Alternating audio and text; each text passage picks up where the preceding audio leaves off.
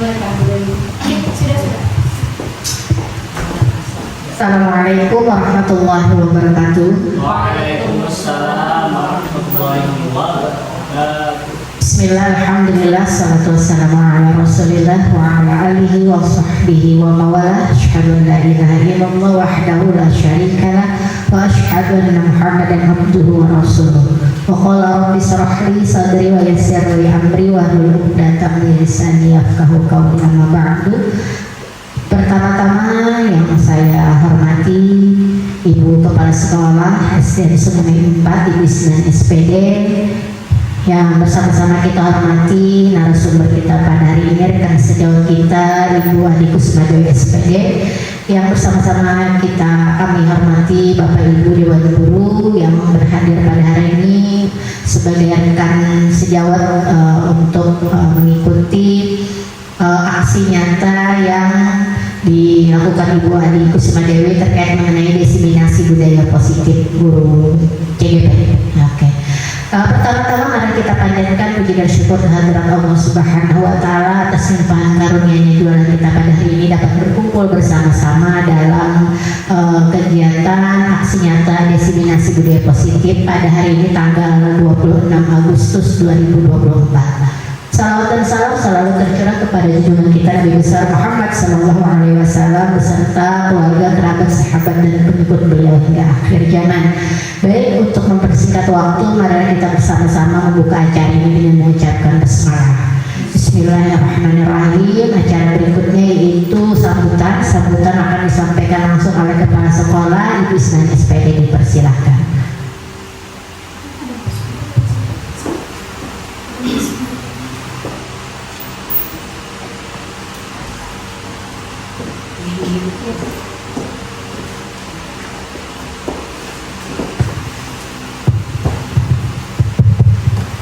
Assalamualaikum warahmatullahi wabarakatuh. Waalaikumsalam warahmatullahi wabarakatuh. Alhamdulillah, hari ini kita laksanakan aksi nyata diseminasi budaya positif dari Ibu Adi Kusmadewi SPD, dan ini adalah merupakan salah satu awal pembaharuan dari pembal kita juga, bahwa yang menjadi narasumber kita bergantian dari teman sejawat, kecuali kita sangat memerlukan sumber lain. Tapi kita alhamdulillah dengan adanya SD Hipindo sudah merupakan narasumber dari luar. Puji syukur Allah Subhanahu wa taala, pada siang hari ini kita diberikan kesempatan, berikan waktu umur panjang dan bisa beraktivitas kembali. Dan kalau ada keluarga kita yang sakit, mudah-mudahan cepat sembuh, dan kalau ada yang berurusan, mudah-mudahan semua urusannya lancar. Alhamdulillah. Jadi sini nanti Bu Dewi menyampaikan, dan mudah-mudahan bisa ditularkan kepada guru-guru yang lain. Karena setelah ini juga kita akan bahas tentang perubahan sedikit, ada yang kita programkan, dan juga ada pembentukan panitia dan pemilihan agen perubahan. Itu saja yang dapat disampaikan, dan mudah-mudahan ini memberikan manfaat bagi kita semua. Wassalamualaikum warahmatullahi wabarakatuh.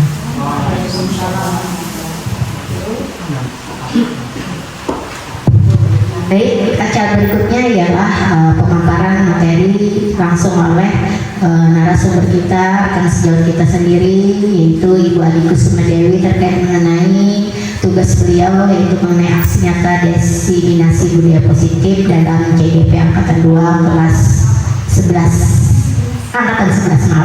Angkatan 11 ya, Kota Banjarmasin. Kepada Ibu Adi Kusmadewi dipersilakan. Terima kasih Ibu Yuli. Assalamualaikum warahmatullahi wabarakatuh. Waalaikumsalam warahmatullahi wabarakatuh. Alhamdulillahirabbil alamin. Wabillahi nasta'in. Alhamdulillah, mengucapkan kita sama-sama bisa berhadir di sini untuk memenuhi kegiatan diseminasi budaya positif. Yang terhormat kepada Ibu Kepala Sekolah, terima kasih atas kesempatannya yang diberikan kepada saya untuk menyampaikan beberapa hal yang saya dapatkan dari pelatihan CGP dalam beberapa bulan terakhir ini. Mula-mulanya ini ulun mohon maaf sebesar-besarnya kepada Bapak Ibu. Di sini bukan berniat untuk menggurui Bapak Ibu lah. Tolong bergeser point of view-nya atau pandangannya bahwa ulun ini fakir juga ilmu. Jadi kita sama-sama menimba ilmu. Ilmu yang ulun sampaikan insya Allah ilmu dari Allah Ta'ala juga. Jadi kita sama-sama mengosongkan gelas kita supaya ilmu yang masuk hari ini itu bisa terserap dan bisa diaplikasikan di kehidupan nyata kita. Oke, untuk yang pertama-tama ulun akan sedikit menjelaskan mengenai diseminasi positif, budaya positif. Diseminasi ini kurang lebih sama dengan seminar seperti itu untuk berbagi gitu ya. Akan masuk?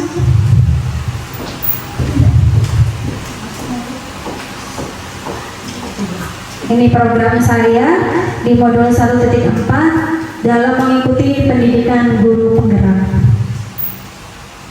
Mohon izin kepada ibu-ibu untuk Mohon izin kepada Bapak Ibu untuk berdiri sejenak, kita menyanyikan lagu Indonesia Raya bersama-sama.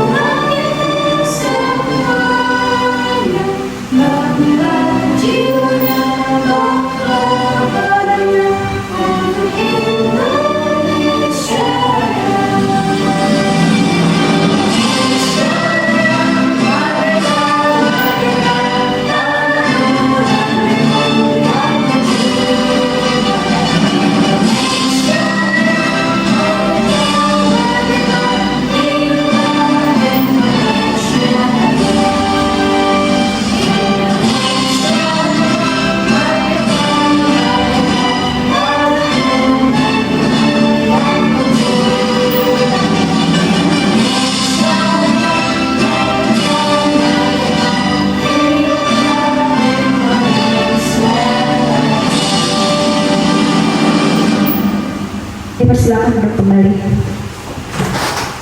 Manda di sini boleh.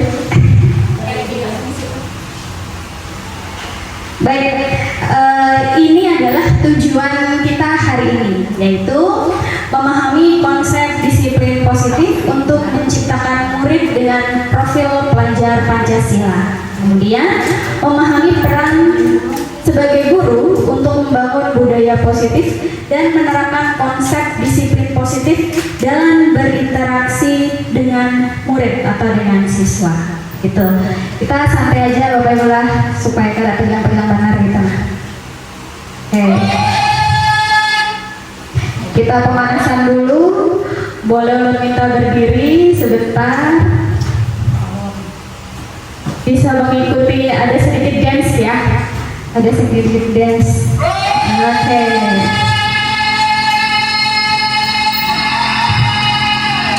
Boleh mengikuti, yuk silakan.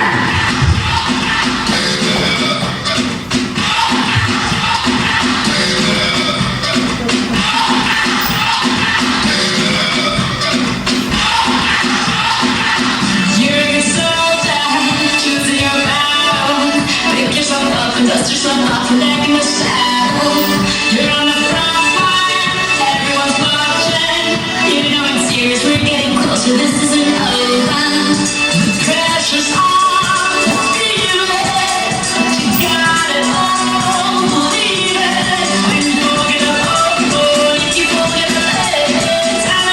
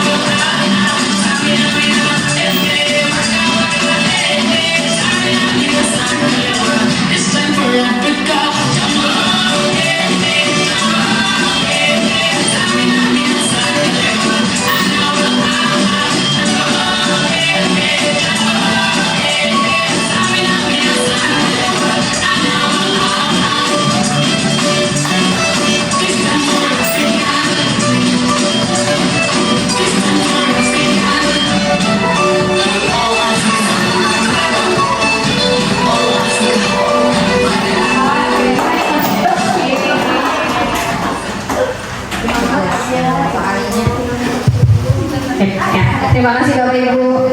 Oke, lumayan bola, gerak-gerak bola. Oke, ulun akan masuk di materi pemaparan. Ini sebenarnya cukup lama. Saya mempelajari modulnya ini hampir 2 minggu dengan 7 materi. Ini akan saya sampaikan dalam waktu kurang lebih 1 sampai 1,5 jam aja. Mudah-mudahan tersampaikan semuanya. Jadi materi pemaparan hari ini yaitu perubahan paradigma belajar, kemudian disiplin positif, kemudian motivasi perilaku manusia, kemudian kebutuhan dasar, posisi kontrol restitusi, keyakinan kelas, dan segitiga restitusi. Mungkin ini ada bahasa-bahasa asing Bapak Ibu lah, karena memang saat saya mengikuti JGP itu juga banyak bahasa asing yang saya terima. Nah, jadi mau tidak mau kita tetap belajar. Insya Allah semuanya adalah guru-guru pembelajar dan insya Allah semuanya pasti bisa mengikuti. Oke, dari perubahan paradigma belajar. Perubahan paradigma belajar ini merupakan pergeseran antara stimulus respon menjadi teori kontrol. Stimulus respon itu kurang lebih, kalau bahasa simpelnya itu ada sebab akibat, ada respon, ada tindakannya, begitu. Itu dirubah menjadi teori kontrol. Kemudian pembelajarannya dirancang berdasarkan prinsip pembelajaran yang berpihak kepada murid dan berdiferensiasi, sehingga setiap murid akan belajar sesuai dengan kebutuhan dari tahap perkembangannya untuk menjadi manusia yang bisa meraih keselamatan dan kebahagiaan yang setinggi-tingginya di masa depan nanti. Jadi untuk pembelajaran yang bergeser ini, tadinya kita berfokus kepada aturan-aturan, yang sekarang kita berfokus kepada keperluan siswa. Jadi kita lebih berpihak kepada siswa, keperluannya apa, kebutuhannya apa, kita mencukupi kebutuhan mereka. Nah itu. Jadi ada pergeseran yang dulunya itu ada aturan-aturan, nih sekarang jadi ada tawaran-tawaran kepada siswa kita, begitu. Dan tetap fokusnya tetap berpihak kepada siswa kita. Jangan maksudnya semaunya kita, karena untuk zaman sekarang ini Bapak Ibu sudah bergeser ya, zamannya sekarang sudah zaman teknologi, siswa sudah banyak dunia yang lebih asik di luar sana daripada kita. Contohnya yang saya lihat tadi pagi itu, untuk upacara aja banyak anak-anak itu yang masih sibuk. Kalau zaman bahari kita rapi gitu, memperhatikan begitu, hikmat begitu mengikuti upacara. Tapi kalau zaman sekarang sepertinya sudah bergeser. Nah, jadi seperti itu. Itu banyak yang harus dicari tahu apakah semua itu masih relevan kita gunakan atau tidak. Oke, ini adalah disiplin positif. Apa itu disiplin positif? Tentunya kata disiplin itu adalah di benak kita penuh dengan aturan-aturan, seperti itulah Bapak Ibu lah. Jadi sebenarnya sama, cuma ini ada disiplin positif. Berarti adakah disiplin negatif? Iya, ada disiplin yang biasa, ada disiplin yang positif. Jadi disiplin positif adalah langkah menumbuhkan disiplin yang didorong dalam diri anak tanpa hukuman dan hadiah. Jadi anak itu bisa disiplin tanpa ingin mendapatkan hukuman atau takut dengan hukuman, tanpa juga ingin mendapatkan hadiah. Jadi disiplin dari kesadaran dirinya sendiri. Disiplin positif merupakan pendekatan mendidik anak atau siswa untuk melakukan kontrol diri dan pembentukan kepercayaan dirinya. Jadi di sini maksudnya disiplin positif ini fokusnya kepada anak, dari kesadaran dirinya untuk melakukan hal atau tindakan itu yang diyakini sesuatu itu benar gitu, atau baik gitu. Jadi itu diterapkan di dalam kesadaran dirinya, begitu. Kemudian disiplin positif bukan fokus pada perilaku, tapi fokus pada akar pembentuk perilaku, yaitu keyakinan atau karakter. Jadi yang dibentuk itu Bapak Ibu adalah karakter siswanya. Bukan kita memberikan aturan-aturan lalu anak tuh harus taat. Kalau inya taat seperti itu, bisa jadi inya hanya sekedar mengikuti aturan itu, tapi tidak tahu makna aturan itu apa dan untuk apa. Dari sini saya memberikan contoh, itu di sebelah ada gambar seorang anak menggunakan helm dan ada polisinya. Jadi di sini ada, kita biasanya kalau kita di jalan itu menggunakan helm, itu kan motivasinya banyak ya. Nah, ada yang takut karena kena tilang, ada yang takut karena nanti ada polisi, begitu. Lalu ada juga yang dia tuh takut kenapa-kenapa di jalan, makanya dia menggunakan helm supaya terlindungi kepalanya. Nah, di sini bisa dimasukkan ke dalam disiplin biasa dan di disiplin positif. Jadi kalau yang disiplin biasa itu ada dikendalikan oleh faktor eksternal, faktor dari luar diri kita. Misalnya aturan-aturan yang berlaku, misalnya tilang. Aku menggunakan helm karena kalau ketilang dipakai aja lah helmnya. Nah, seperti itu. Atau misalnya anak-anak menggunakan helm nanti dimarahi ibu atau nanti dimarahi ayah kalau jalan naik sepeda tidak menggunakan helm, seperti itu. Nah, kemudian ada yang disiplin positif itu dikendalikan oleh faktor internal. Internal itu yang ada di dalam diri anak itu sendiri. Jadi dalam pikiran ia sadar bahwa menggunakan helm itu tujuannya untuk keselamatan, bukan untuk menghindari tilang atau menghindari bapak polisi. Nah, itu kalau yang disiplin biasa itu menggunakan helm karena aturan atau polisi. Kemudian yang disiplin positif itu mereka menggunakan helm untuk melindungi diri kita sendiri. Jadi dia sadar bahwa dia mau pergi, kita mau jalan, supaya kita tuh aman, kita menggunakan helm. Meskipun jarak yang kita tempuh itu pendek, kita tidak tahu musibah itu seperti apa datangnya. Jadi kita tetap menggunakan helm untuk menghindari atau menyelamatkan diri kita dari musibah kalau ada kecelakaan. Tapi kalau yang dari faktor eksternal, dari luar, itu kita takut kalau nanti di jalan ada polisi. Jadi akhirnya kalau misalnya jaraknya pendek, kita tidak menggunakan helm. Nah, seperti itu adalah disiplin positif. Jadi disiplin yang dibentuk dari kesadaran diri kita sendiri. Ini yang akan kita terapkan nanti kepada siswa. Zaman sekarang itu bentuknya seperti ini Bapak Ibu. Tidak lagi bentuknya aturan-aturan yang mengikat sekali begitu. Oke, kita next, kita lanjut. Oke. Jadi di dalam disiplin positif itu kita melakukan sesuatu kegiatan itu pasti ada maksud, ada keinginan, ada motivasi mau melakukan apa sih, begitu ya.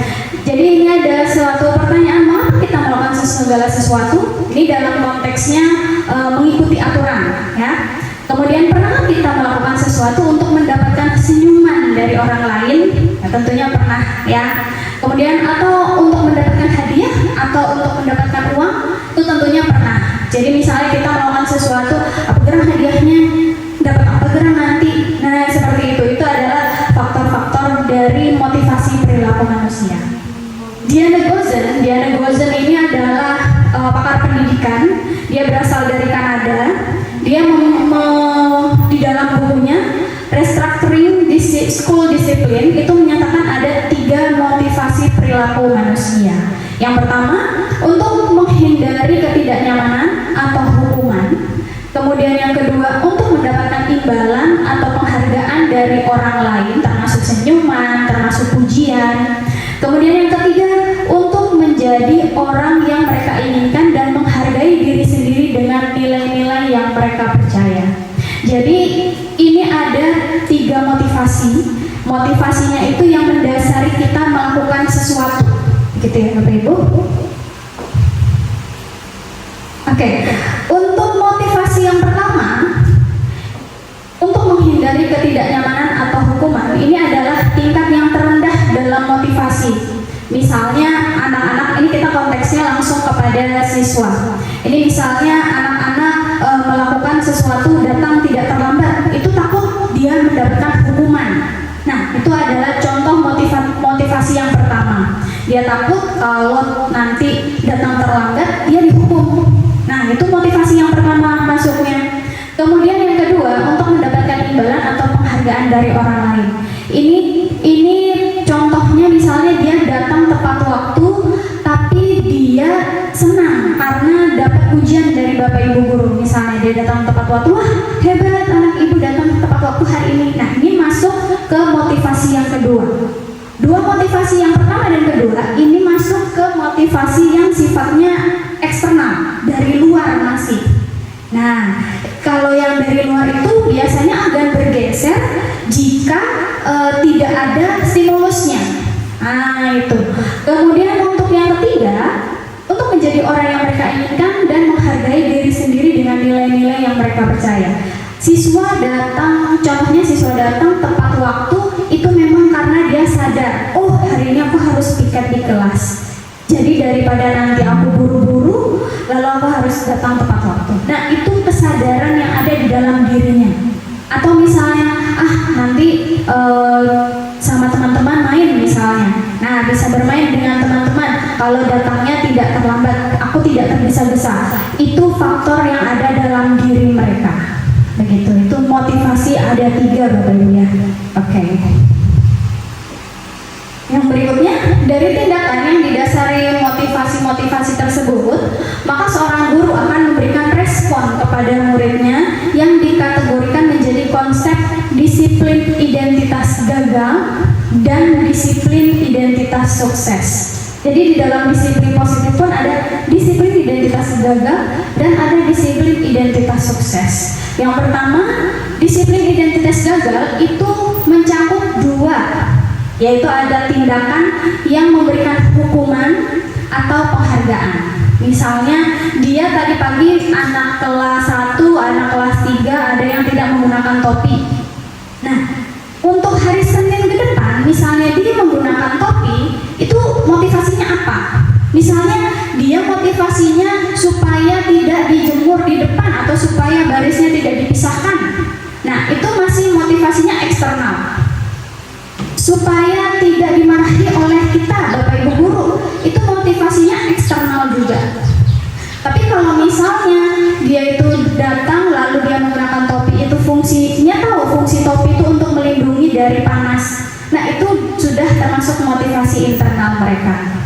Nah, kemudian identitas yang disiplin identitas gagal itu mereka mendapatkan hukuman atau penghargaan. Kalau kita memberikan penyampaian kepada siswa itu masih berdasarkan hukuman dan penghargaan, itu disiplin yang kita lakukan kepada anak-anak itu masih termasuk gagal Bapak Ibu.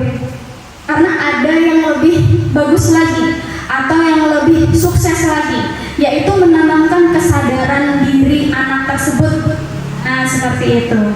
Jadi itu termasuk kalau kita menanamkan pemahaman dari diri anak tersebut, itu termasuk dalam identitas positif yang disiplin identitas yang sukses, begitu. Jadi kalau di konsep disiplin identitas sukses itu pun ada 2, yaitu konsekuensi dan restitusi. Konsekuensi adalah bentuk pengendalian perilaku seseorang yang membutuhkan proses stimulus respon, sedangkan restitusi adalah proses menciptakan kondisi bagi murid untuk memperbaiki kesalahan hingga mereka bisa kembali pada kelompoknya dengan karakter yang lebih kuat.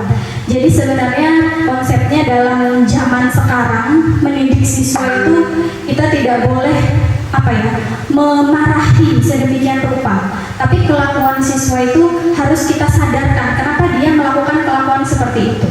Nah, Nah itu, jadi kita membentuk kesadarannya Bapak Ibu. Karena mungkin sekarang zaman sudah sangat-sangat berkembang, mereka melihat contoh dari mana-mana, tidak hanya dari sekolah, bisa juga dari media sosial dan segala macam. Jadi itu sangat-sangat rentan ya dengan sikap-sikap mereka. Oke, next. Itu ada hubungannya Bapak Ibu. Disiplinnya itu, disiplin anak-anak itu ada hubungannya dengan kebutuhan dasar manusia. Jadi kebutuhan dasar manusia itu anak ibu ada 5 dalam choice theory yang dicetuskan oleh Dr. William Glaser. Jadi Dr. William Glaser ini adalah psikologi ya. Beliau termasuk psikoterapi yang memiliki universitas di Amerika Serikat. Namanya universitasnya William Glaser. Nah, beliau menyatakan bahwa segala yang kita lakukan adalah perilaku. Hampir semua perilaku dipilih atau kita lakukan didorong oleh gen-gen kita untuk memenuhi 5 kebutuhan dasar. Jadi kita sebagai manusia ini ada 5 kebutuhan dasar yang harus dicukupi Bapak Ibu ternyata.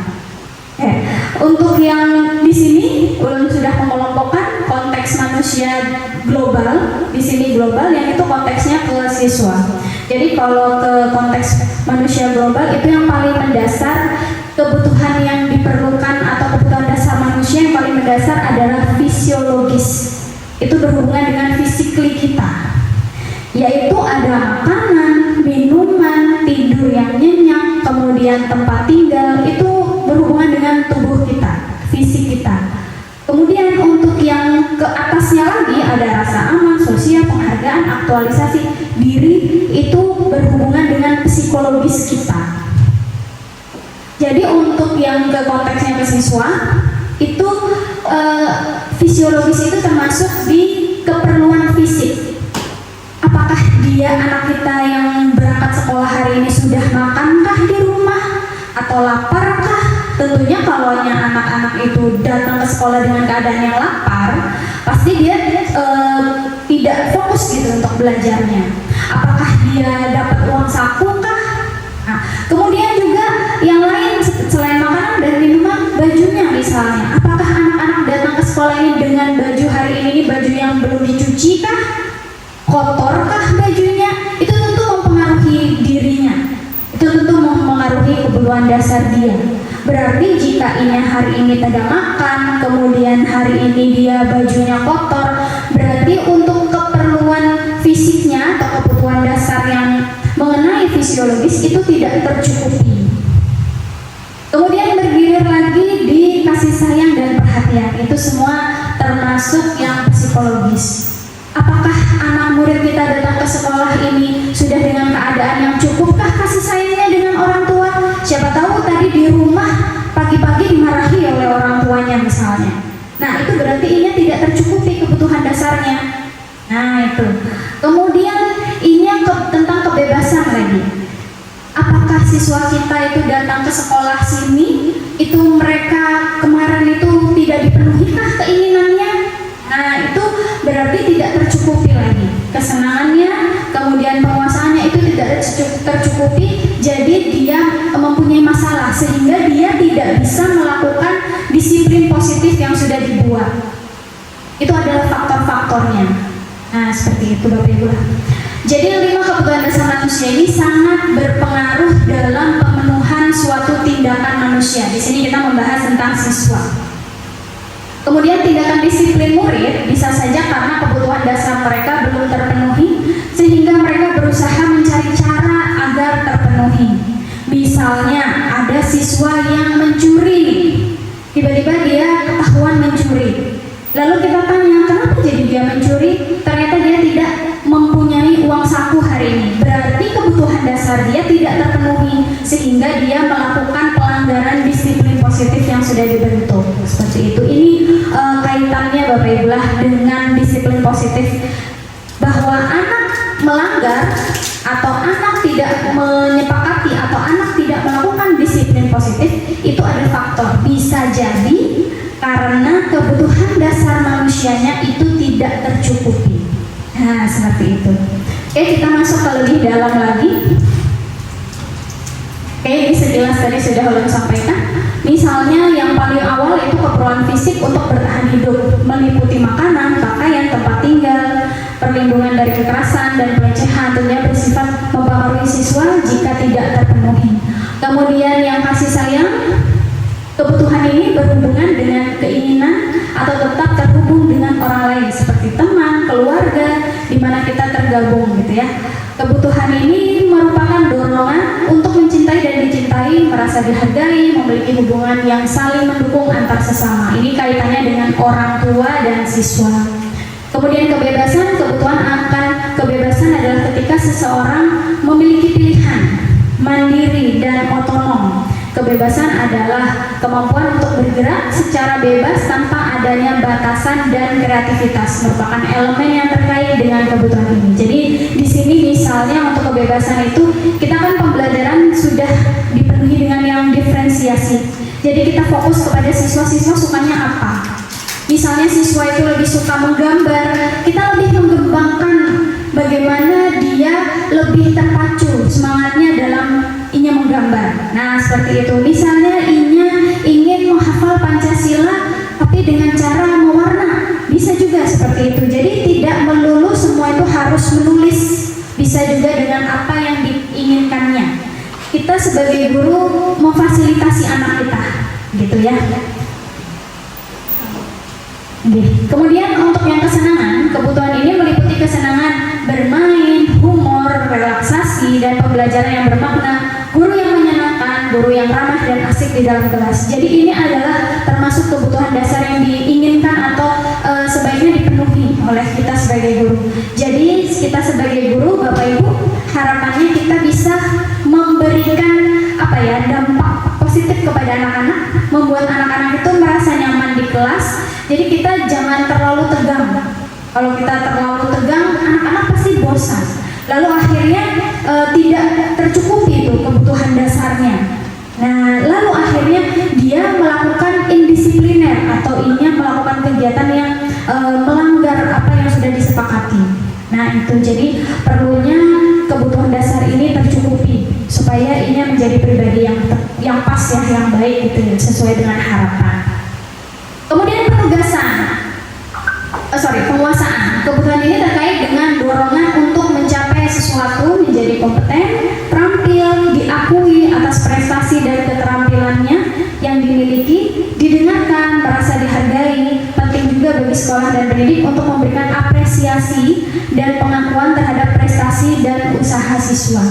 Jadi ini berkenaan dengan misalnya mereka sudah melakukan hal yang terbaik, misalnya mereka sudah ikut lomba atau mereka sudah melakukan kegiatan yang misalnya kemarin contohnya 17 Agustus, mereka sudah melakukan nih maksimal, mereka lomba, mereka apa, itu kita memberikan apresiasi sehingga membuat anak-anak itu merasa bersemangat. Nah, saat anak itu merasa bersemangat, berarti tercukupilah kebutuhan dasar tentang penguasaan. Nah, seperti itu. Jadi kita memenuhi apa yang kurang di anak tersebut. Kita memberikan apresiasi sehingga mereka tetap bersemangat untuk melakukan hal yang positif. Oke, kita lanjutkan lagi. Semua itu ditentukan Bapak Ibu oleh posisi kontrol restitusi. Jadi melalui serangkaian riset yang didasarkan oleh teori kontrol dari Dr. William Glaser, Diana Gosen berkesimpulan ada 5 posisi kontrol yang umum dan biasa diterapkan oleh seorang guru. Nah, kita sering nih melakukan ini, cuman kita kada sadar ya. Yang pertama, posisi kontrolnya itu adalah posisi kontrol menghukum atau penghukum. Kemudian yang kedua, membuat merasa bersalah. Kemudian yang ketiga, posisi sebagai teman.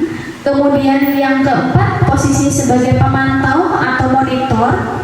Kemudian yang kelima, posisi manajer. Nah, ini kita melakukan Bapak Ibu, cuman kita kada sadar aja. Kita kada sadar bahwa kita pernah melakukan ini. Ini ulun berikan sedikit video, jadi contohnya bisa konkret begitu ya.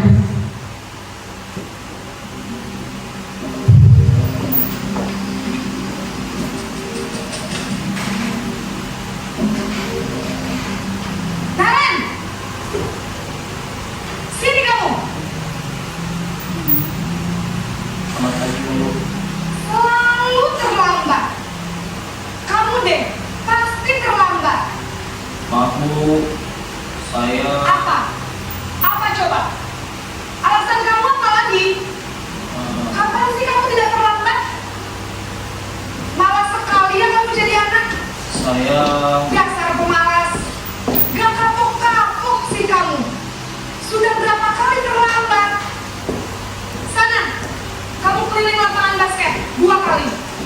kenapa saya harus ke lapangan basket, Bu?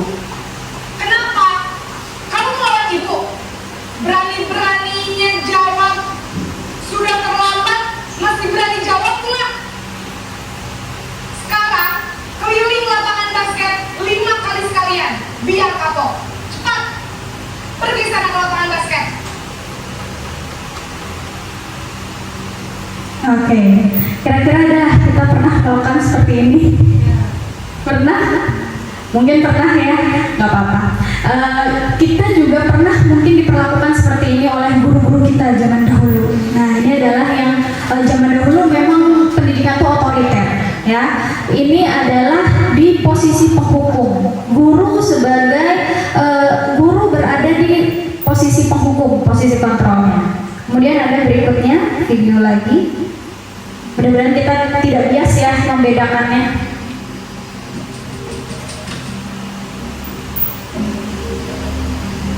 Naren,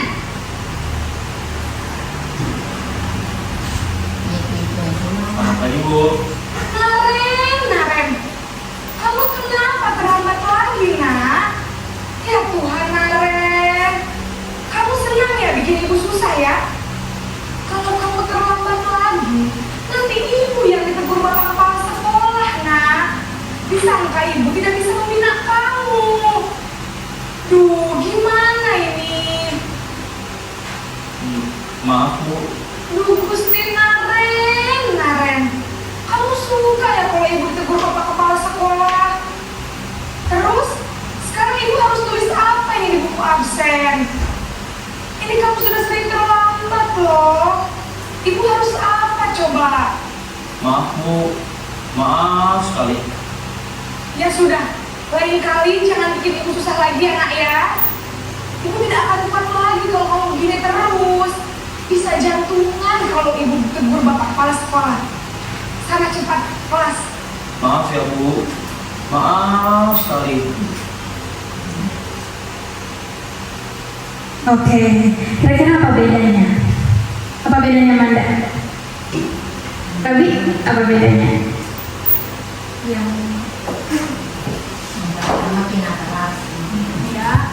Kalau yang pertama tuh kayaknya langsung kasih hukuman, tadi langsung hukuman dua kali putar lapangan. Kalau yang kedua tadi kayaknya lebih membuat siswanya merasa bersalah, memberikan beban ke siswa atas tuh beban guru juga sebenarnya kayak gitu, tapi dibebankan lagi kepada siswa. Nah, itu sih. Ya, betul sekali, terima kasih. Bu Rahimah mungkin mau nambahkan? Cukup, oke. Ya betul. Tadi adalah posisi pembuat merasa bersalah. Jadi kita tidak lepas Bapak Ibu, kita kemungkinan pernah melakukan itu. Pada usaha Gordian saya seringkali melakukan seperti itu juga. Jadi membuat siswa itu merasa bersalah. Nah seperti itu. Lalu memberikan beban juga nih. Kalau misalnya kamu nakal, nanti ibu nih yang kena dimarahi oleh ibu kepala sekolah gimana? Nah seperti itu ya Bapak Ibu ya. Oke, ada lagi videonya. Oke. Ini sebentar. Ini sama Bapak Ibu, sama. Yang membedakan adalah perlakuan gurunya seperti itu ya.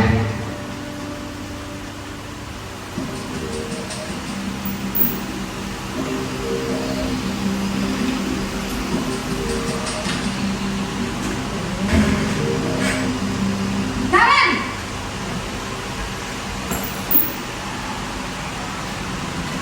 Selamat pagi, Bu.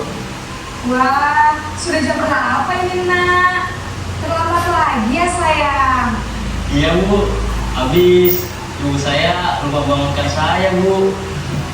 Kamu malah menyalahkan ibu kamu. Kamu bukannya anak yang larinya paling kencang. Kok terlambat sih? Iya, Bu. Saya memang terlambat bangun tadi. Jadi, biarpun saya lari kencang, tetap gak kencang, Bu. Ya sudah sana. Nanti lain kali larinya lebih kencang lagi ya. Biar gak terlambat lagi. Bikin seneng ibu. Demi ibu. Bisa kan? Bisa lah, Bu. Ya sudah sana masuk kelas. Ibu beresin urusan absen kamu. Kamu ini ada-ada saja. Oke. Nah, apa tuh bedanya tuh? Mungkin ada yang mau Pak Asar? Yang Kan? Di kalau menurut di posisi 3 ini gurunya tuh lebih apa ya dianggapnya sebagai kayak kawan tuh Kayak karena gimana? dia harus si gurunya harus tahu posisinya sebagai apa yang dia Iya. mengamalkan si murid. Iya betul. Nah, kira-kira dari situ tadi 3 contoh video itu sudah terlihat perbedaannya, ya. Yang pertama itu mereka sebagai penghukum, guru sebagai penghukum. Yang kedua mereka sebagai pembuat merasa bersalah. Yang ketiga ini seperti teman. Kira-kira kalau misalnya seperti teman seperti itu, anak-anak bisa melunjak tidak? Pasti ya, pasti akan melunjak kalau seandainya kita bersikap posisinya sebagai teman. Oke, ini ada kelanjutannya, ada video lagi, ada 2 lagi contohnya.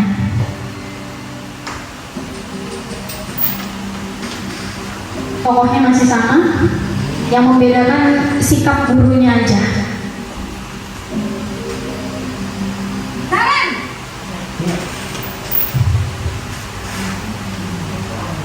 Selamat pagi Bu. Naren, apa peraturan sekolah kita tentang jam berapa kita harus masuk sekolahnya? Kita harus di sekolah jam 7 Bu. Iya betul, sekarang sudah jam 7.20. Naren sudah tahu konsekuensinya jika terlambat hadir. Paham Bu, saya harus tinggal kelas pas jam istirahat selama 20 menit. Iya benar, konsekuensinya demikian. Jadi nanti jam 9.30 pas istirahat, kamu harus tinggal di kelas, kerjakan tugas tambahan untuk ketertinggalan kamu, ya? Baik Bu. Oke. Nah, di posisi yang keempat sebagai posisi penemantau, bagaimana menurut Ibu Isna mungkin? Melihat perbedaannya. Terima kasih. Sebagai pemantau, di sini ada kebijakan atau peraturan sekolah yang harus dipatuhi. Jadi guru yang menyampaikan mengingatkan kembali pada aturan sekolah. Kemudian ada tadi sanksi, tetapi sanksinya di sini sanksi yang mendidik. Tadi mengerjakan tugas ketertinggalan. Dengan memantau anak tersebut kenapa dia terlambat, kemudian diingatkan kembali peraturannya dan diberikan sanksi yang mendidik, bukan sanksi yang sifatnya fisik. Betul, ya betul Bu. Terima kasih banyak Ibu Isna.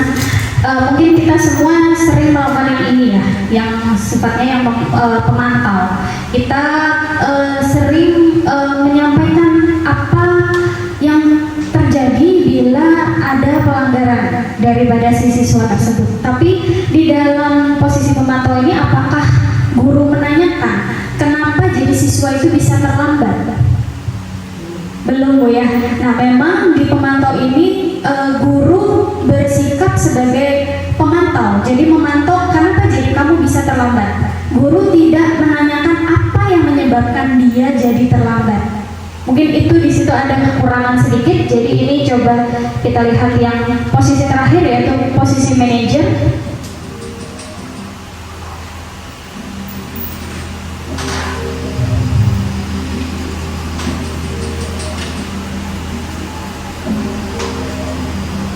Naren!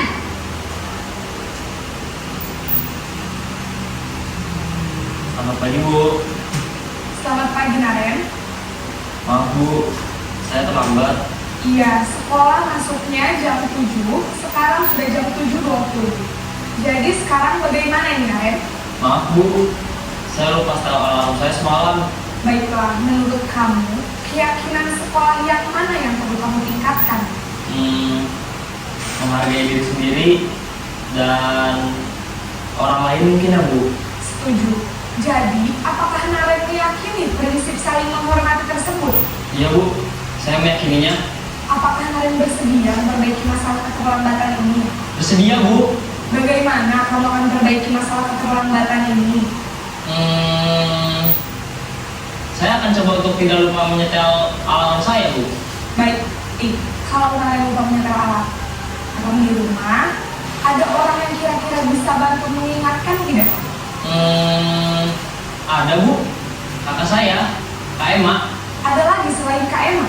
selain Kak Emma, ada ibu saya. Baik, jadi yang mengingatkan Naren adalah Kak Emma dan ibu kamu ya. Kira-kira akan mulai setel alarm kapan nih Naren? Setelah pulang sekolah, akan segera saya lakukan. Baik, jadi Naren akan setel alarm untuk bangun besok pagi dan akan diingatkan oleh kakak dan ibunda Naren ya. Ada lagi yang mungkin perlu dilakukan Naren agar tidak terlambat bangun lagi. Tidak ada, Bu. Baik Naren, terima kasih untuk kerjasama kamu. Sekarang kamu perlu kembali ke kelas untuk belajar. Baik, Bu. Terima kasih. Oke. Nah, mungkin ada Manda, mungkin apa tuh tadi? Kenapa bedanya apa tuh Manda? Dari turun bedanya di pemecahan masalahnya gitu, dia lebih diberi solusi untuk tidak bagaimana untuk tidak terulang lagi. Oke, berarti di situ guru sebagai mengasah si siswa ya? Iya. Solusinya datang dari siswa, gurunya mengasah aja, memancing aja. Nah itu sebenarnya kita, terima kasih Manda. Sebenarnya kita Bapak Ibu yang ilmu yang belum dapatkan lagi, kita diminta menjadi posisi manajer sebagai guru karena siswa sekarang itu masalahnya complicated, masalahnya sangat rumit ya. Mereka bermacam-macam ragam masalah siswa. Tidak semua siswa itu memiliki masalah yang sama.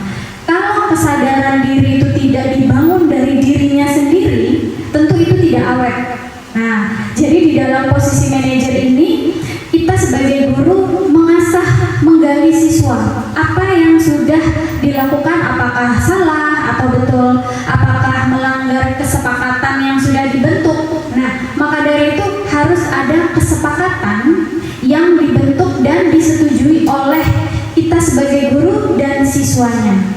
Nah itu, jadi saat kita misalnya membuat kesepakatan yang disetujui kita bersama, siswa dan guru, tentunya dia akan mempunyai kesadaran untuk mentaati apa yang sudah disepakati.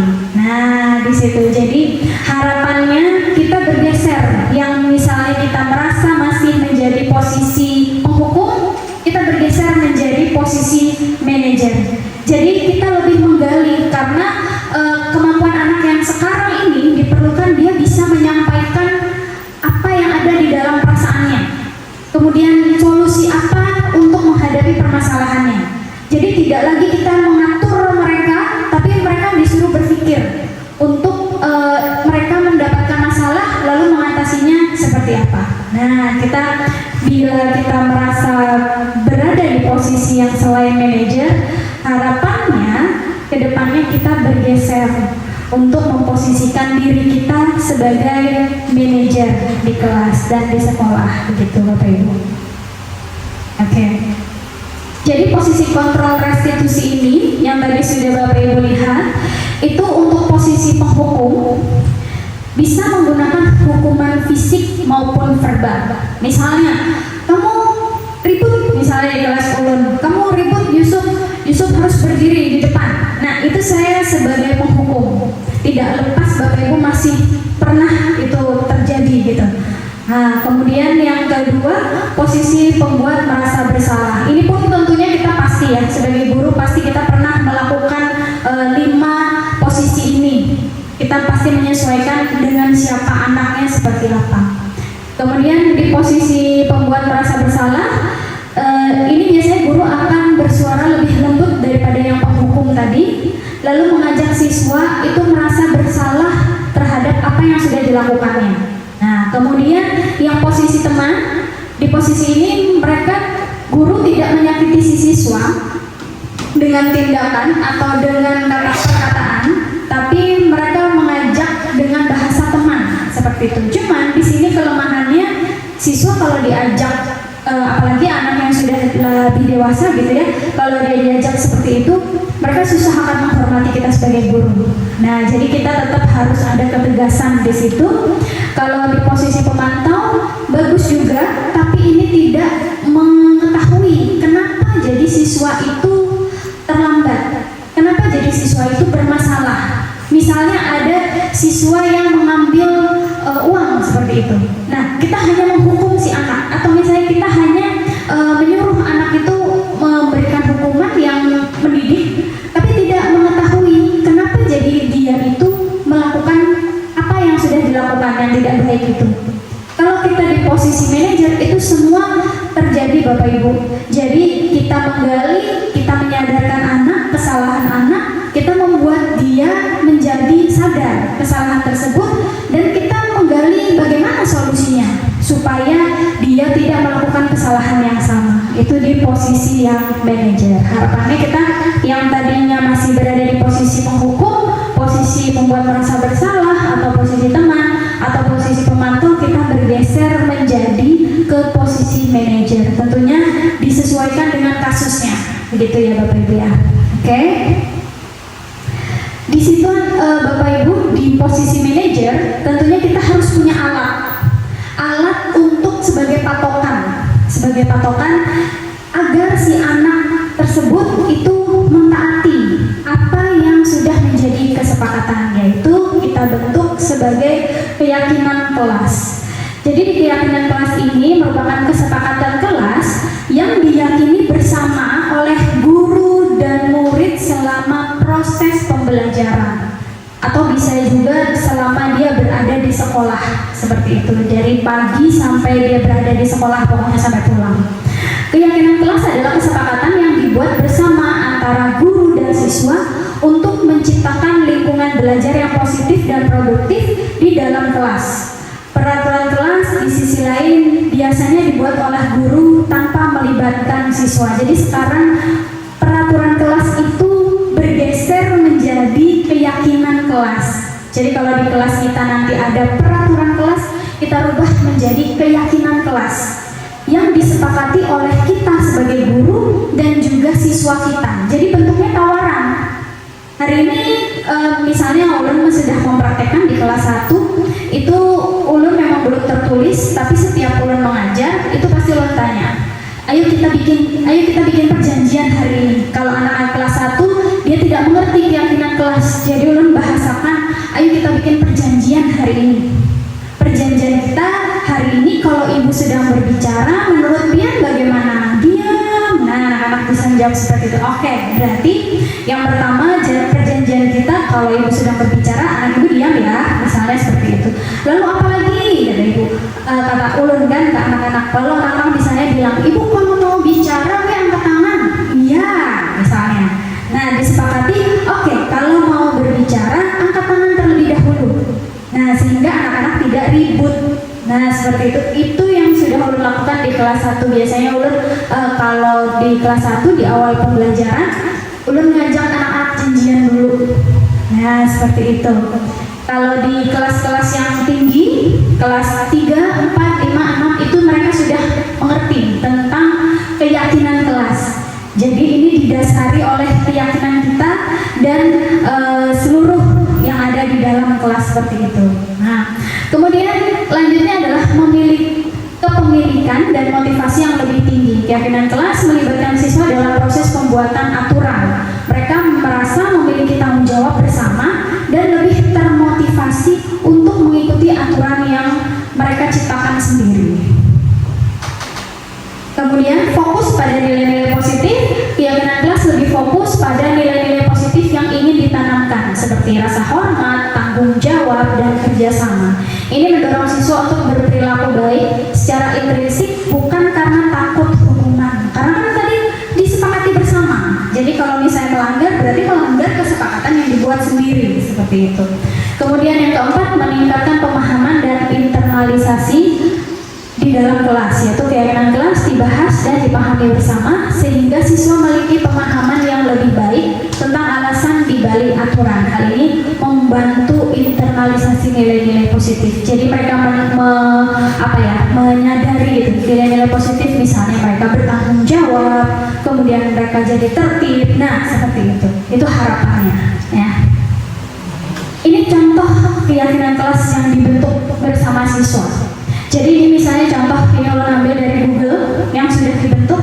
Keyakinan kelas yang pertama, hormati gurumu. Ini disepakati oleh siswa dan guru ya Bapak Ibu. Kemudian yang kedua, tidak berkata kotor. Nah, Nah, ini disepakati oleh siswa dan guru. Kemudian sopan santun, saling menyayangi, saling menolong, fokus dalam belajar. Ini kita bentuk bersama di kelas nanti. Nah, ini kita bentuk bersama di kelas. Kita tanya anak-anak, maunya gimana nih enaknya kita belajar nih? Apa ya yang harus kita lakukan nih supaya kelasnya tidak ribut? Aturan apa nih? Nah, seperti itu, memancingnya seperti itu. Lalu bagaimana jika ada siswa yang melanggar keyakinan kelas? Bagaimana? Oke. Jika ada siswa yang melanggar keyakinan kelas yang sudah dibentuk bersama, solusinya adalah melakukan segitiga restitusi. Segitiga restitusi ini atau restitusi ini adalah proses menciptakan kondisi bagi siswa di sekolah untuk memperbaiki kesalahan mereka sehingga dapat kembali pada kelompok mereka dengan karakter yang lebih kuat. Karena mereka menyadari kesalahannya, mereka ingin memperbaiki kesalahannya sehingga mereka tidak melakukan hal yang sama begitu di kemudian hari. Tujuannya untuk mengubah identitas anak dari orang yang gagal atau orang yang tadinya nakal, kemudian orang yang melakukan kesalahan jadi orang yang sukses, jadi orang yang berubah begitu, jadi orang yang lebih baik lagi. Anak yang melanggar peraturan karena sedang mencari perhatian adalah anak yang sedang mengalami kegagalan. Ya, ini quote yang bagus sekali. Anak yang melanggar peraturan karena sedang mencari perhatian adalah anak yang sedang mengalami kegagalan. Kita tidak berhak menjudgment atau mengecap bahwa dia itu seterusnya akan seperti itu. Kita tidak berhak seperti itu, Bapak Ibu. Pasti siswa itu ada berubahnya.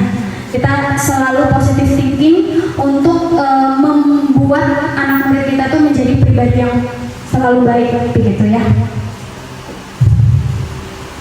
Langkah-langkahnya segitiga restitusi itu adalah yang pertama menstabilkan identitas. Menstabilkan identitas berarti mendorong siswa untuk berefleksi bahwa tindakannya tadi itu salah, tidak langsung mencap bahwa dia salah, kita tanyakan. Kemudian yang kedua, validasi tindakan yang salah. Validasi tindakan yang salah adalah upaya untuk membantu siswa mengidentifikasi kebutuhan dasar yang mendasari mereka melakukan kesalahan itu apa. Kenapa jadi dia melakukan kesalahan itu? Apa sebabnya? Nah, seperti itu.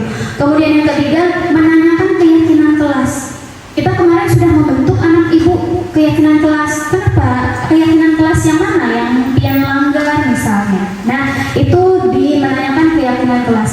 Jadi mengajak siswa untuk berperilaku lebih baik dan tidak melanggar tata tertib sekolah. Nah, seperti itu. Oke, ini ada sedikit contoh yang sudah ulun lakukan.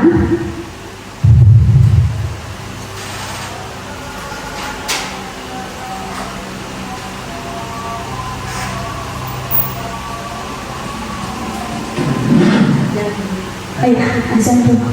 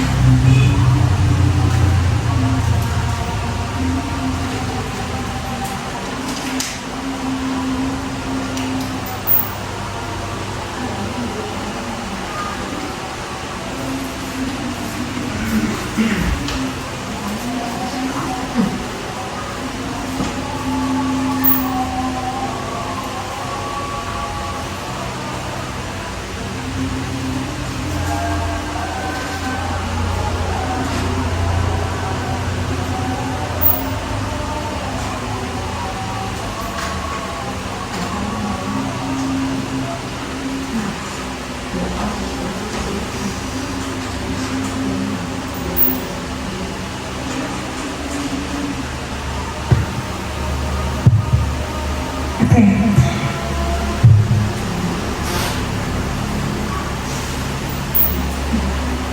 Ini adalah sedikit contoh ulun melakukan segitiga restitusi Bapak Ibu. Ini kemarin dadakan, sebenarnya tugasnya itu saya diminta bikin skenario dulu, tapi karena kemarin tuh waktunya mepet, jadi saya langsung mencari permasalahan yang siswa yang melakukan kesalahan gitu, langsung saya panggil, jadi saya lakukan kegiatan restitusi ini.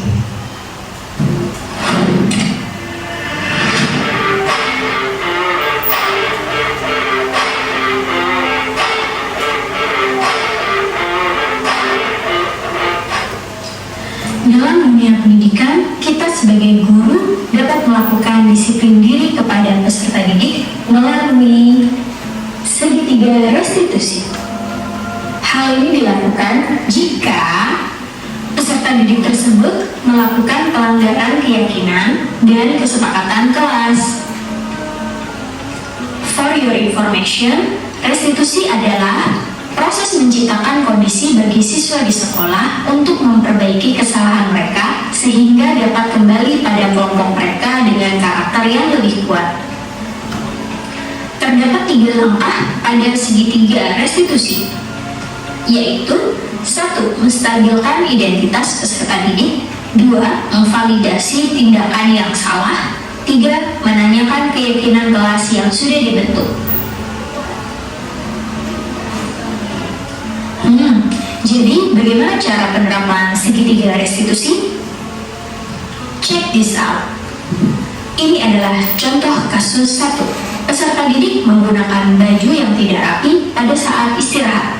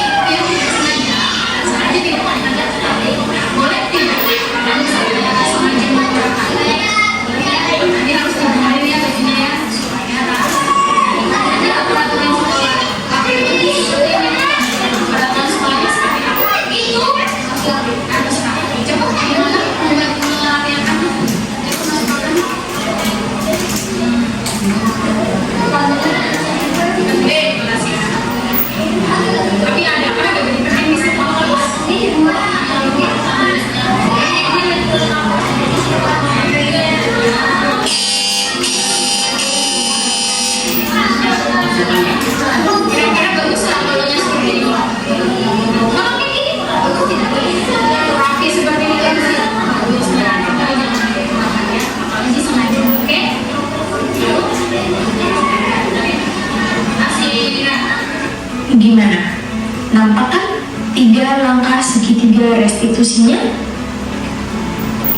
Back to contoh kasus kedua. Peserta didik melakukan bullying pada siswa yang lain di sekolah.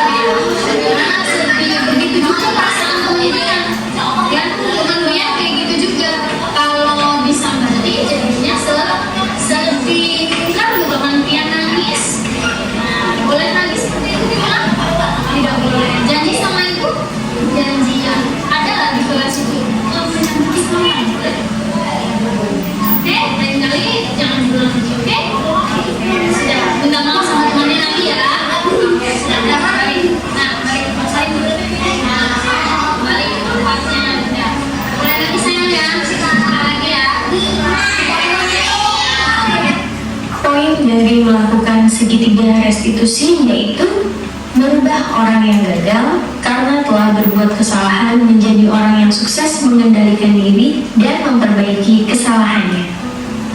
Karena tidak ada manusia yang sempurna, semua mempunyai kesalahan, dan bagaimana kita ke depannya memperbaiki kesalahan kita tersebut. Saya Adi Kusuma Dewi, CGT Angkatan 11 dari Kota Banjarmasin.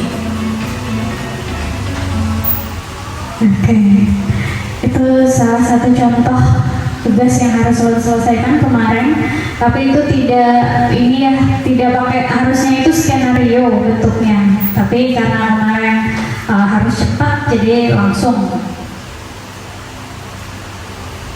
Oke, nah dari yang sudah ulun paparkan tadi Bapak Ibu, ulun minta dari Bapak Ibu untuk kita beraksi begitu, dan aksi ini nanti ulun harapkan pian sampaikan di kelas, tapi saat ini kita membuat rancangannya aja.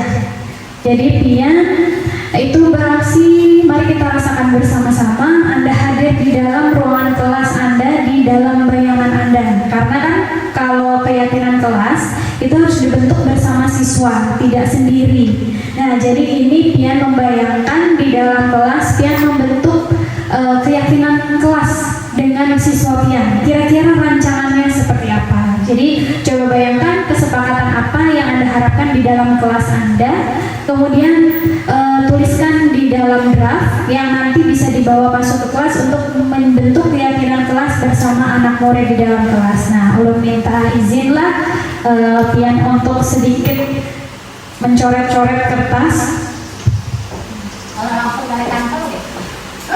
Boleh sekali, mantap sekali biar nantinya juga ulun ini mulai.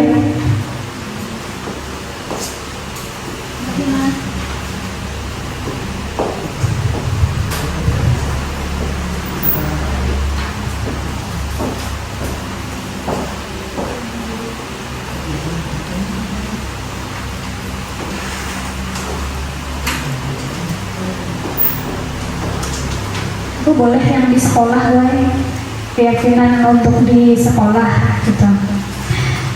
Jadi ini nanti dari Bu Hantian, pian kirimkan draftnya ke ulun, nanti kita cetak bersama keyakinan kelas, lalu kita pasang di kelas masing-masing.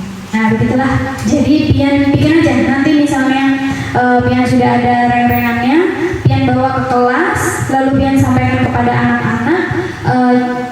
Pian bukan menyampaikan yang pian bikin, cuman pian memancing mereka. Kira-kira kesepakatannya itu bentuknya seperti apa? Apa aja yang kita sepakati di dalam kelas.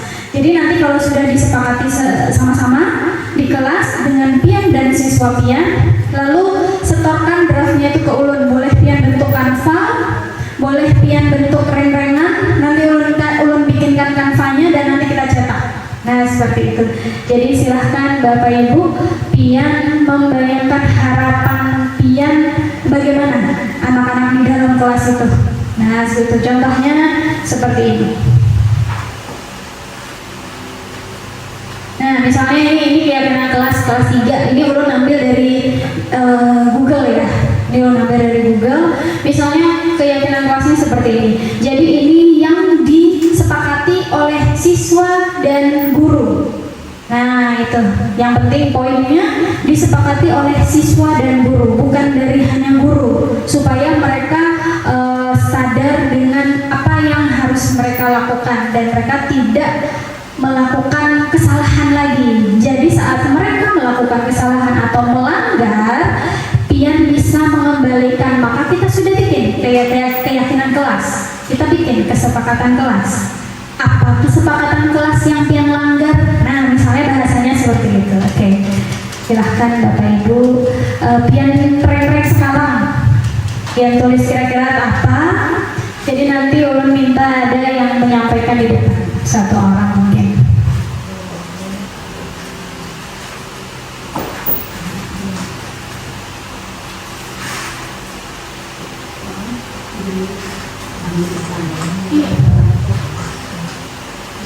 Terima kasih, kita sudah siang. Jadi ini tadi ibu ada ambil kesimpulan untuk posisi kita sebagai guru. Yang terakhir adalah posisi sebagai manajer. Dan situ sebenarnya adalah mewakili dari sebagai teman, pemantau, kemudian kalau penghukum atau pembuat bersalah itu kita tinggal untuk zaman sekarang, karena kita kalau siswa itu membuat kesalahan kita harus cari apa alasannya dulu, kemudian dia meyakini bahwa kadang-kadang nanti ada yang minta perhatian, nah kemudian diberikan solusi. Jadi alhamdulillah kalau ibu di sini untuk kan sebagai posisi penghukum itu hanya diberikan kepada yang memang benar-benar beberapa kali dia tidak melaksanakan ataupun melanggar. Jadi rata-rata sini sebagai posisi teman, tetapi sudah ke bagian manajer. Jadi untuk yang ini juga keyakinan yang asalkan dari kesepakatan kelas kemudian membentuk keyakinan. Jadi ada perubahan nama dan lebih bermakna.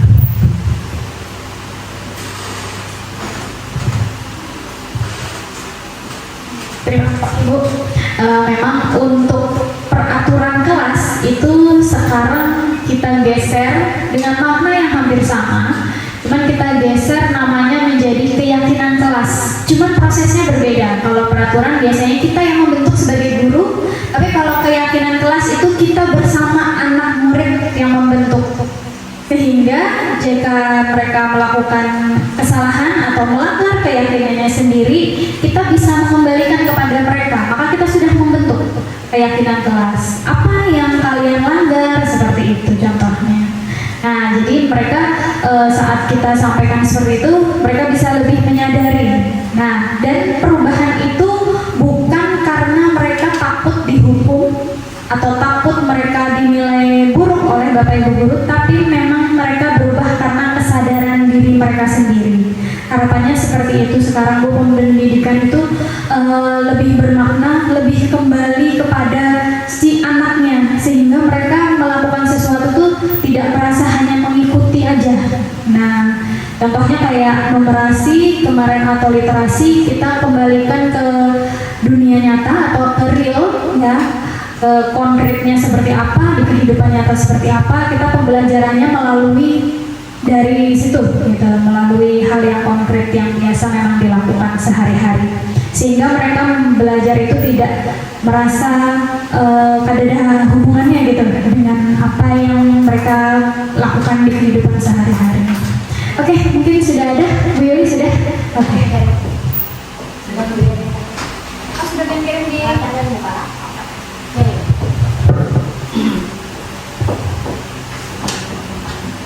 Bisa minta tampilkan di situ ya.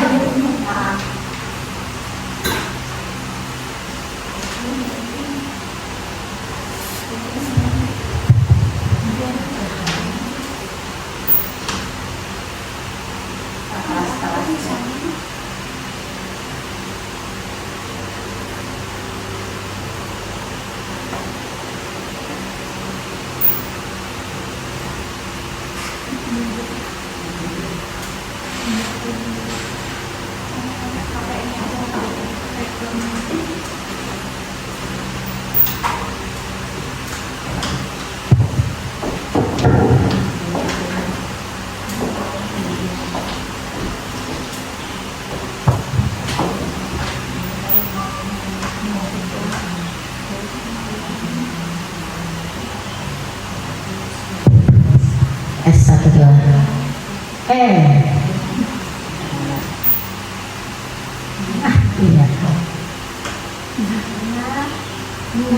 Oke, yang itu. Oke. Baik, assalamualaikum warahmatullahi wabarakatuh. Di sini memang kesepakatan itu maaf ya, kedouble kelasnya. Kesepakatan kelas ini memang sudah udah bikin dari awal kemarin bersama siswa-siswa ya, sebelum kami melaksanakan pembelajaran di kelas, ketika kami melaksanakan MPLS. Dalam 2 minggu itu kami bersama-sama membuat struktur, selain struktur kami bikin jadwal, kemudian tata tertib dan ini kesepakatan kelas salah satunya. Di sini kami mengambil beberapa nilai atau karakter yang kami buat sebagai nilai karakter setiap siswa untuk menimbulkan nilai karakter setiap siswa, di antaranya itu saling menghormati. Untuk menghormati di sini mereka memang harus diajarkan, tidak hanya dengan teman, tetapi juga dengan lingkungan di sekitar sekolah, baik sekolah maupun di lingkungan masyarakatnya tentu barangkali. Tapi yang paling utama adalah ketika di lingkungan sekolah. Di antaranya yaitu semua siswa diharapkan untuk menghormati satu sama lain, guru dan semua materi yang ada di kelas. Arti materi ini artinya siswanya maksudnya. Kemudian dalam segi apa menghormatinya? Ketika mereka melaksanakan pembelajaran kah? Ketika mereka melakukan kegiatan yang ada di dalam kelas kah? Atau di lingkungan luar kelas? Nah, yang kedua kehadiran ini bagi ulun sangat penting bagi siswa. Mengapa demikian? Di sini kita harus betul-betul selalu mengingatkan siswa untuk kehadirannya, karena dengan kehadiran ini siswa akan selalu mendapatkan haknya ketika dalam pembelajaran. Artinya tidak ada pembelajaran yang tertinggal. Ketika pembelajaran yang tertinggal, ketika kehadiran mereka sangat kurang, otomatis itu akan mempengaruhi pembelajaran siswanya. Nah, dan itu pun akan mengakibatkan mereka ketinggalan pembelajaran. Nah, di sini saya tekankan untuk kehadiran sangat penting. Kemudian kejujuran, tentu barangkali untuk menerapkan sikap kejujuran ini sangat susah kepada siswa. Mengapa? Karena mereka masih dalam keadaan labil, tidak paham jujur dalam hal apa. Padahal jujur itu banyak konsepnya. Di antaranya siswa harus berani mengakui kesalahan dan mengungkapkan kejadian dengan jujur. Banyak kita temukan kan bahwa siswa ini ketika mereka melakukan kesalahan, mereka menutupi kesalahannya agar mereka tidak dimarahi. Makanya dengan adanya restitusi segitiga tadi mungkin barangkali sebagai penerapan awal kepada siswa untuk mereka lebih baik lagi seperti itu. Kemudian dengan komunikasi bersama temannya, tentu barangkali itu bertujuan agar terjadinya hubungan yang baik kepada antar sesama teman baik maupun kepada guru yang ada di sekolahnya. Dengan mereka menerapkan komunikasi yang baik, tentu itu akan mengubah mindset pola pikir siswa untuk melakukan perbuatan yang baik juga. Kenapa? Karena dari kata itulah timbul suatu perbuatan.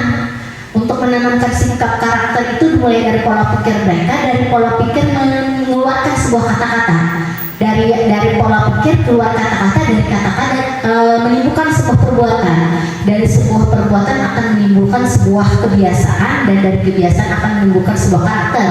Nah, disitulah yang timbul karakter, dari mana memulainya, yaitu dari pola pikir mereka masing-masing dan dari kata-kata yang mereka ucapkan. Yang berikutnya partisipasi. Nah, partisipasi ini sangat penting apabila dalam sebuah kegiatan. Kalau misalkan dalam kegiatan piket, kalau mereka melaksanakan kegiatan secara bersama-sama, tentu itu akan mengurangi beban tanggung jawab mereka yang berat. Nah, itu partisipasi sangat penting juga. Kemudian saling menghargai, tentu tidak jauh berbeda dengan menghormati.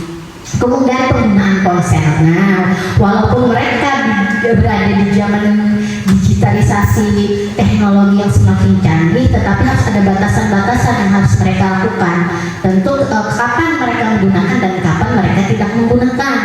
Kapan mereka menggunakan tuh kemungkinan ketika mereka ada PR, misalkan dikasih guru yang memang condong lebih menggunakan ke HP, misalkan kalau ada tugas yang memang berhubungan dengan HP silahkan gunakan. Tetapi ketika mereka sudah berada di tahap istirahat, jangan lagi jangan digunakanlah HP ini untuk sebagai kesenangan mereka saja. Tetapi tetap kita selalu menghimbau bahwasannya apa sih dampak negatifnya, apa sih dampak positifnya dalam penggunaan HP. Apalagi misalnya kalau memang guru ingin menggunakan HP di sekolah bisa, tetapi jangan dimainkan. Kan kita ada kalau di sekolah anak menggunakan tapi dilarang, tetap kita bisa menghimbau silahkan gunakan HP kalau memang ada izin dari sekolah misalkan atau dari guru. Nah mungkin itu, dan yang paling penting ketika mereka melaksanakan kesepakatan kelas harus ada keikhlasan yang timbul di hati mereka masing-masing, jangan karena ada paksaan. Mungkin dari itu yang dapat Lulu sampaikan terkait kesepakatan kelas kami yang ada di kelas kami. Mohon maaf apabila ada kekurangan dalam penyampaian. Assalamualaikum warahmatullahi wabarakatuh.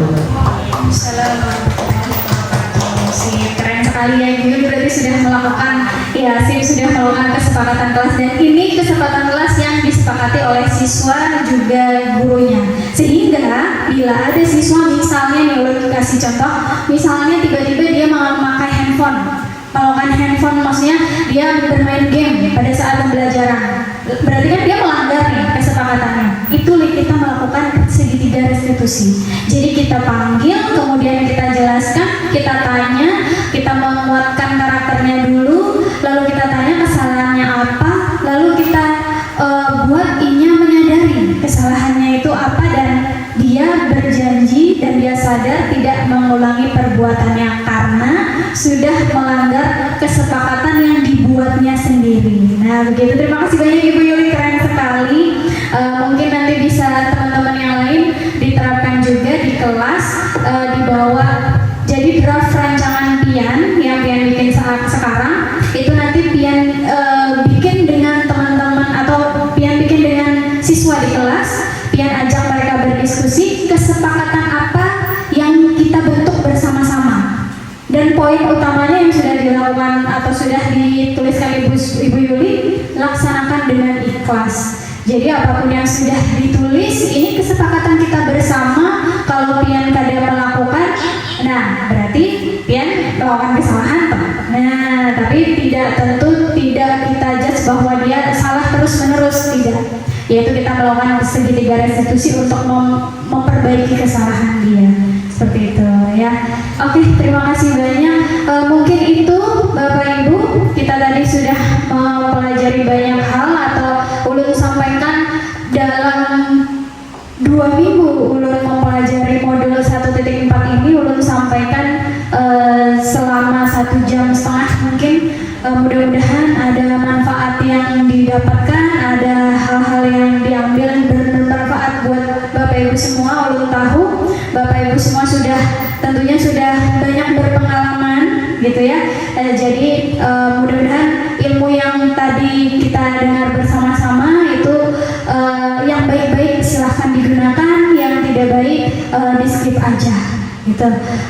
Ulun akhiri, bila ada kata-kata yang salah mohon dimaafkan. Ulun akhiri, assalamualaikum warahmatullahi wabarakatuh.